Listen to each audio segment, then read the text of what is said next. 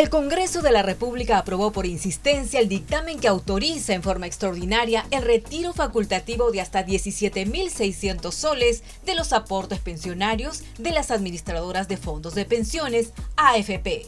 La ley ya fue publicada en el Diario Oficial El Peruano.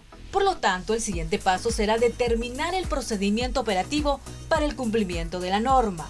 Es decir, en los próximos días la Superintendencia de Banca y Seguros informará cómo se realizará el proceso de retiro. La información de la Superintendencia deberá consignar cuál será el cronograma que deberán seguir los afiliados para acceder a las 4 UIT de sus fondos previsionales. El Congreso lo hizo. Por fin el Pleno del Parlamento lo aprobó y luego promulgó la ley que permite a todos los afiliados de las AFP retirar hasta 17.600 soles de sus fondos. El Ejecutivo ha adelantado que podría presentar una demanda ante el Tribunal Constitucional. Pero, según algunos expertos, esto no afectaría el cronograma de retiro de los fondos. Esto era un reclamo de miles de ciudadanos afectados por la crisis económica que está dejando esta pandemia. Muchos han perdido su empleo, están ganando la mitad o están muy endeudados por el tratamiento que reciben sus pacientes con COVID. Este es el tema que vamos a abordar en la presente edición de Voz Ciudadana y por supuesto vamos a conocer lo que opina el público en las calles.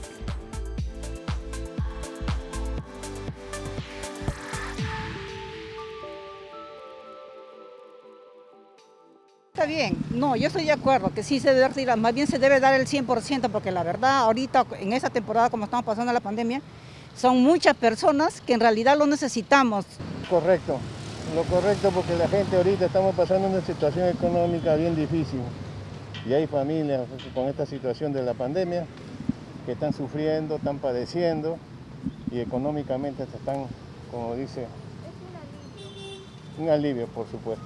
Nosotros que somos personas de la tercera edad, necesitamos que nos suelten un dinero que es nuestro, que nosotros hemos trabajado toda la vida, ¿para qué? Esperanzando que algún día ese dinero pueda retribuirse y pueda ser afecto para los terceros, de nuestra familia, nuestros hijos, nuestra necesidad en nuestra edad. Lamentablemente, esto nos demuestra que ellos no quieren soltar ese dinero, ellos quieren seguir manipulando algo que no les pertenece.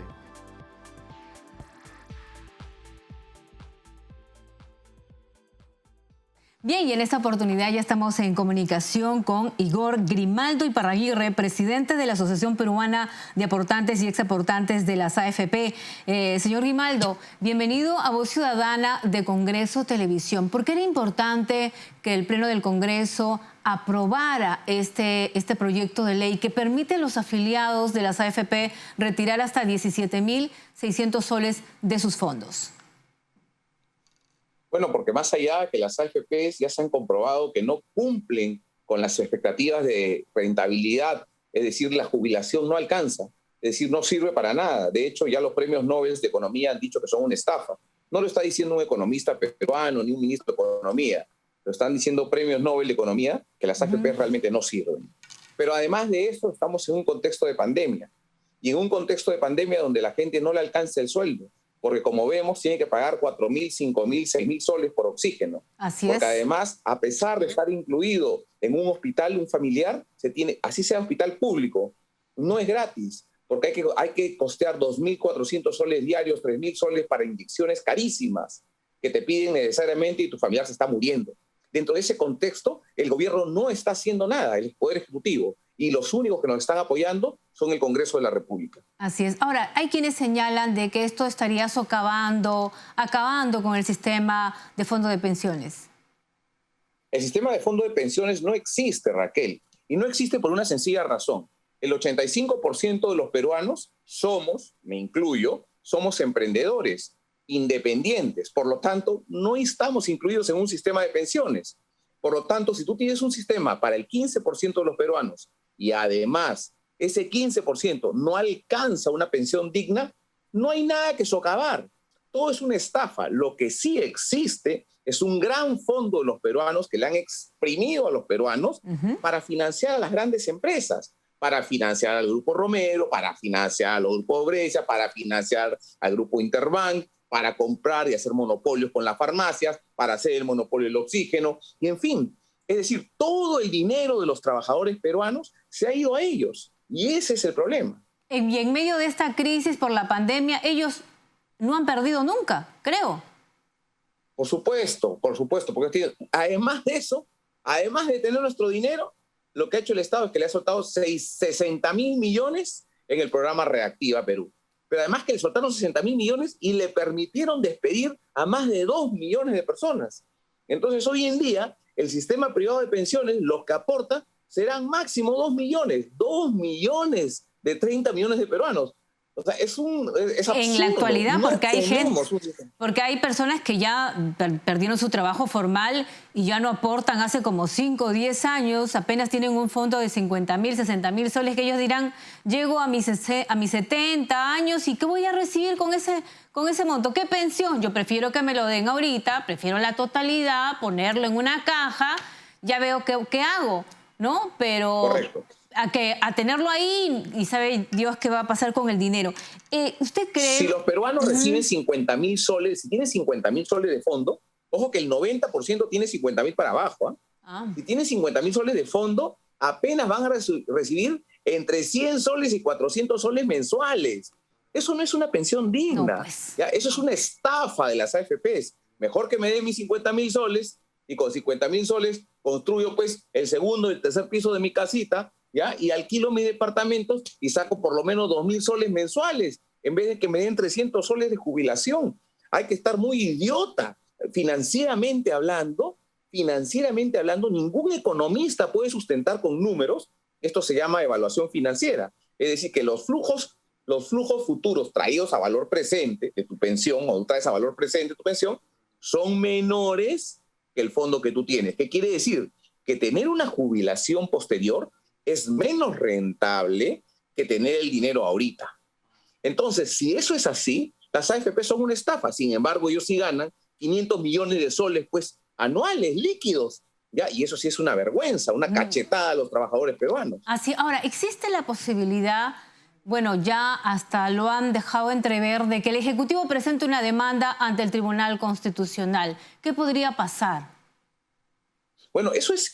Ojalá que presente la demanda, porque así les vamos a ganar todas las demás guerras suavecito. ¿Sabe por qué? Porque es imposible que el Tribunal Constitucional esté de acuerdo con el Ejecutivo, por una sola razón.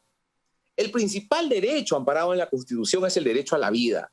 Y hoy en día, en este contexto de pandemia, según el Ministerio de Salud y el Sistema Nacional de Defunciones, van más de 140.000 muertes de peruanos. Más de 140.000 muertes es un escándalo. Entonces, si nosotros queremos proteger la vida de los peruanos, tenemos que soltarles dinero para que se defiendan, para que puedan adquirir salud, puedan comprar medicamentos, aunque sea en ese monopolio de farmacias que existe de Interbank, que es dueño de Incafarma, Minfarma, BTL, Arcángel, FASA. Es un escándalo que le hayan permitido adquirir ese monopolio de medicamentos y ponerle la salud cara para los peruanos, ¿no? O sea, no puede ser. Hay miles de personas que han muerto, 140.000 muertos sin haber cobrado su AFP. 140.000 peruanos. ¿Quién les da algo a esas personas? ¿Acaso las AFP le dan algo? Ni a las viudas, porque a las viudas las obligan a jubilarse con esas pensiones de miseria que estábamos hablando, ¿ya? Entonces, no puede ser, pues, definitivamente estamos en un sistema que no aguanta más. Es un sistema que tiene que cambiarse, que tiene que reformarse. Y hoy en día estamos en una situación en que la vida es primero. Y ahora, es un derecho constitucional más importante. Así es. Ahora, ya para finalizar, usted señaló que está de acuerdo con que debe haber una reforma, debe haber un cambio. Le vuelvo a repetir la pregunta. ¿Qué debe contemplar? Porque ¿cuáles son las deficiencias que ha presentado hasta el momento el sistema privado de pensiones? Por ejemplo, lo primero es que, para ver ejemplos de otros países, porque lo que nosotros tenemos que ver es en qué parte del mundo funciona. Y sí funciona en algunas partes del mundo. Si nosotros vemos Europa, Estados Unidos, Canadá, ya vemos países desarrollados, ahí podemos darnos cuenta que tenemos varias opciones. Por ejemplo, primero, se incluye a todos. Segundo, así una persona esté desempleada, ojo, cuando entra en desempleo, lo que se llama el periodo de desempleo temporal, el Estado, el gobierno, paga su AFP. ¿ok? Su sistema privado de pensiones. Esto acá no ocurre, entonces uno queda completamente desprotegido. Entonces, el Estado tiene que ir pagando. ¿Por qué? Porque el Estado no ha garantizado el empleo de las personas, ¿ok? Entonces el Estado paga esa AFP cuando uno está desempleado. Además, tiene que ser un sistema para el 100%, y sistemas de recaudación como el IGB han demostrado que funciona. Nosotros deberíamos, en mi opinión, asignar un porcentaje del IGB para esto. Otra experiencia es que tenemos al sistema financiero completo, que tiene más de 2,5 millones de personas independientes, microempresarios, dándoles crédito. También podría ser un sistema de recaudación, es decir, tenemos muchísimas formas de recaudar, mucho más eficientes, y se puede llegar a todos los peruanos. Tiene que llegar a todos los peruanos. El Estado tiene que aportar en situación de desempleo. Y ojo, hasta en los países más socialistas, bueno, que no existe el socialismo en el mundo exitoso, existe la socialdemocracia, que se le llama, por ejemplo, en Francia, ¿ya? En Francia, en Canadá, ¿tú qué es lo que tienes? Que cuando tú necesitas tu 100% tu dinero, solo te lo dan en 3 situaciones. Primero, para comprar una casa propia. Segundo, en una situación de salud. Acá te tienes que estar muriendo. Acá te tienes que estar muriendo. Ojo, tú puedes tener cáncer, puedes tener esclerosis múltiple, puedes tener la enfermedad terminal que sea. No te dan tu dinero hasta que tú no estés en estado terminal, es decir, estés con la pata ya arriba, temblando. Muchísimas gracias, señor Grimaldo, por esta comunicación con Voz Ciudadana de Congreso Televisión. Gracias, Raquel. Dios los bendiga. Muchas gracias. Bueno, y vamos a conocer más opiniones del público en las calles.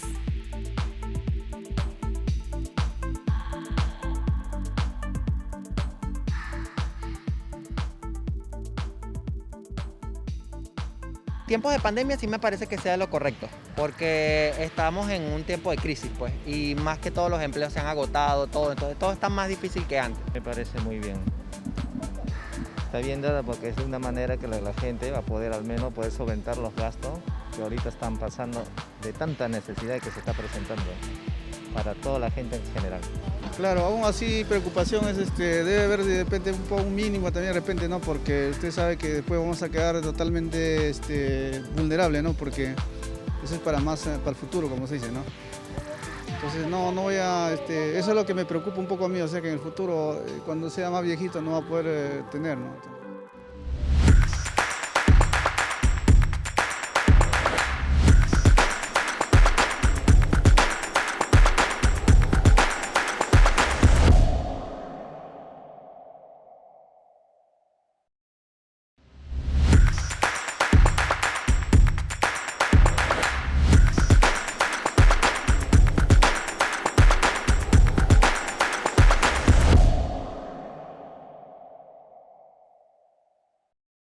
Estamos en comunicación con el economista y catedrático Eduardo Recoba. Doctor, bienvenido a Voz Ciudadana de Congreso Televisión. Esta aprobación era un reclamo de muchos ciudadanos, pero también se hace un llamado a la prudencia. Primero quisiéramos conocer sus impresiones. A ver, sí, gracias Raquel por la invitación. Efectivamente, hay un reclamo que es real, ¿no es cierto? Pero también, digamos, hay una realidad, existe una realidad que hay que contextualizar y creo que los televidentes de Voz Ciudadana tienen que tener derecho a conocer, ¿no? Que hay una buena parte, una buena horquilla, un buen rango de aportantes que corren el riesgo de quedarse sin pensión. Esa es una realidad, ese es un pronóstico más que una realidad. Eso es un estimado, yo no diría ni siquiera pronóstico, pero lo que sí es real, Raquel, es que existe una clase media trabajadora, ojo, no privilegiada, que en estos momentos precisa, ¿no?, de alivios en función al ahorro privado. Y el ahorro privado evidentemente tiene que ver con las cuentas individuales en la AFP. Por lo tanto, creo que entre una estimación que se estima, que se proyecta, no se proyecta, se prevé o se pronostica que puede haber una horquilla de gente que se quedaría sin pensión versus a gente que realmente sí necesita un alivio dinerario en estos momentos, yo creo que lo que más pesa es lo segundo. Por lo tanto, creo que sí sería una ventaja para esta población, repito, clase media trabajadora no privilegiada, ¿verdad? ¿Cuál sería el impacto, ¿no? El impacto de esto en el sistema de pensiones? Lo que ocurre es que esos fondos van, y en función a la teoría elemental de las finanzas, van creciendo en el tiempo.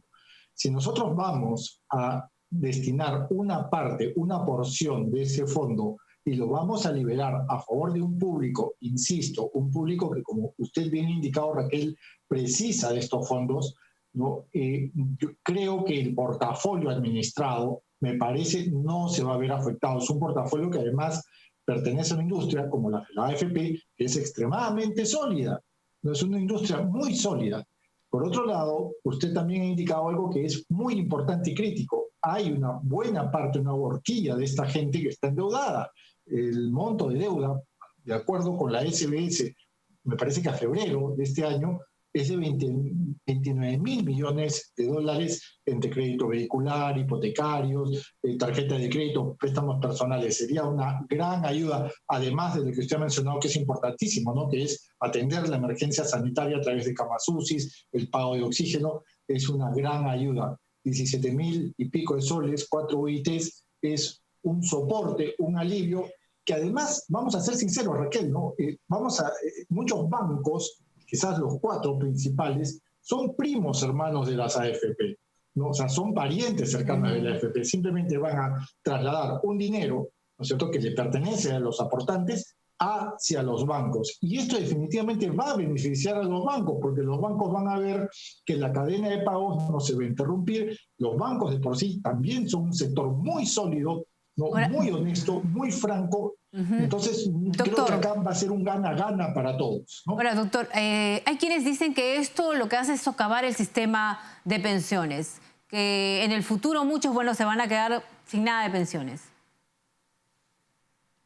A ver, sí, como dije al principio, sí es una estimación que corresponde a un pronóstico, a una percepción. Efectivamente, estamos hablando quizás números más, números menos, entre 2,5, 2,8, quizás hasta 3 millones de aportantes, de afiliados a la AFP, que quedarían, digamos, con sus fondos en cero. Pero para ello, ¿no? Para eso necesitamos aplicar finanzas públicas, necesitamos aplicar política fiscal.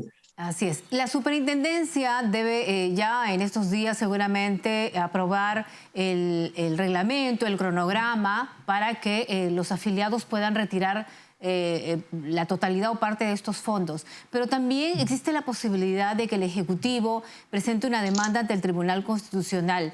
¿Esta acción podría afectar el cronograma para el retirar los fondos? Sí y no. A ver, un contexto previo. El Ejecutivo no debe, sobre todo las autoridades económicas, ¿no? El MEF, no debe tratar esto con el pie en alto, que es como lo que ha venido haciendo, ¿no? Es decir, respondiendo con el pie en alto. Eso como contexto, pequeñito así rapidito. El Ejecutivo a través del MEF tiene que dar opciones, tiene que dar iniciativas, no tiene que responder con bravatas, no tiene que responder con el pie en alto y decir de frente, vamos a tratar esto al Tribunal Constitucional y esto no va a pasar y que se frieguen todos. No, el Ejecutivo también tiene que tener cierta empatía y solidaridad. Eso como contexto. Lo otro, respondiendo a la pregunta de usted, Raquel, en la medida que vaya avanzando el desembolso, en la medida que vaya avanzando la liberalización, son 3 armadas, hasta donde tengo entendido, ¿no? Bien, en la medida que vaya avanzando y si hay un pronunciamiento del TC a favor o en contra, bueno, quizás 2 armadas pasen, ¿no? Y lleguen a ser depositadas, y la tercera, si es que el pronunciamiento del TC en contra, eso se bloquearía, ¿verdad? Pero de momento lo que se espera es que primero la SBS ya publique el reglamento. Yo creo que no tiene por qué demorar porque prácticamente es una réplica de lo que se hizo en noviembre y diciembre del año pasado, ¿no? Y segundo, en la medida que, repito, vaya avanzando el desembolso, y si el TC, digamos, falla, ¿no? En ese interín, en ese lapso, bueno, el resto de los desembolsos se cancelarían, pero Bien. Lo que ya está avanzado sí se tiene que depositar.